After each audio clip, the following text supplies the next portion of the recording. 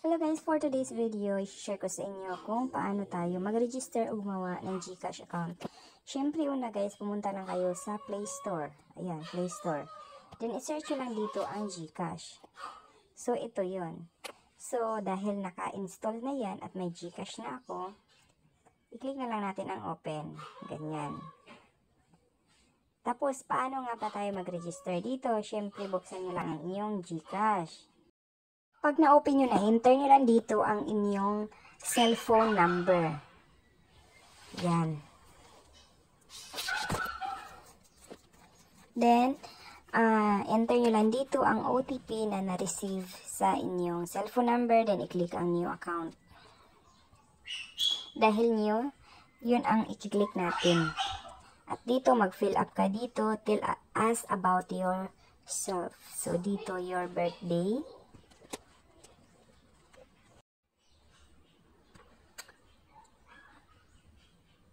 Then, are you a Filipino? Yes. Click natin yan. Then, at dito, personal information. So, kayo na bahala dito guys sa inyong personal information. Sundin nyo lang dito kung ano yung dapat ninyong i-fill up dito.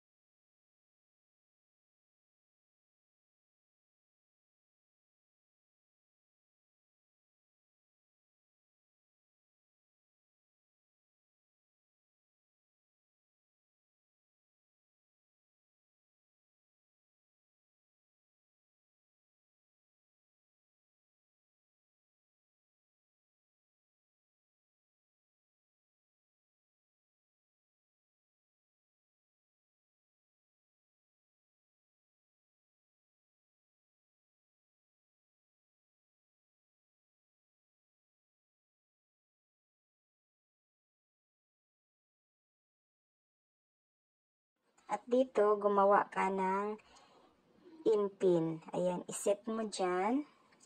Then, i-click ang I agree, then confirm. So, ganyan na siya guys. Then, dito ngayon, yes, register this phone. So, dito sa GCash guys, is kung ano yung cellphone, kung aling cellphone ka nag-register o gumawa ng GCash, doon ka lang din pwede gumamit. Hindi mo siya pwedeng malagin sa ibang cellphone. So, ngayon, nakapaka-safe yung GCash. Hindi gaya ng dati, kahit anong cellphone ang pwede mong gamitin, ay ma-open ang GCash. Ngayon, i-click na natin yung verify now. So, kung tapos na kayo nag-fill up guys, no, ito na naman ang yung lalabas, verify now. So, i-click lang natin itong verify now.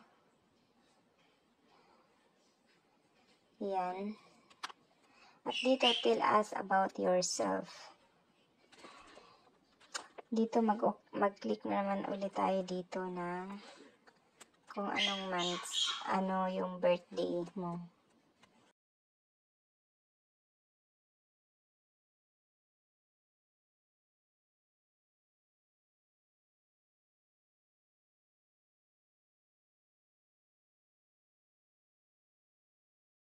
At dito mamimili ka sa mga IDs na pwede, yung accepted IDs. So, ngayon ang gagamitin ko is yung national ID. So, i-click ko lang yan dahil national ID ang gagamitin ko.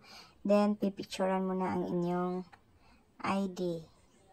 Sa harap. Ayan, okay na. Then, sa back na naman.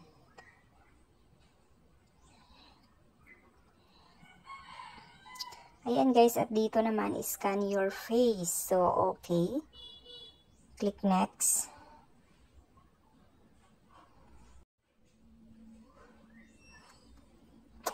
Please blink your. Ayan, so okay na siya agad. At dito, your information should be complete and spelled correctly.